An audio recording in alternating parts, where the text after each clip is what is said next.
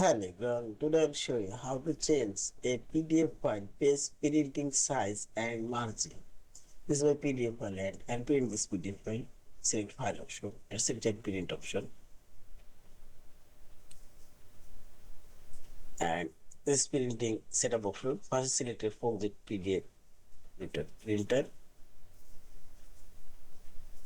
Now select this page setting option and select all pages and space setting and page size.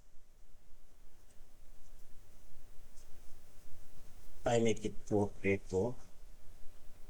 and page size I make it A4 and its margin you can change it, right margin, top margin, bottom margin. Now select OK. This is the OK again and save as and see this page margin and page size now says. Yeah, thank you for watching. Subscribe, like, share and comment.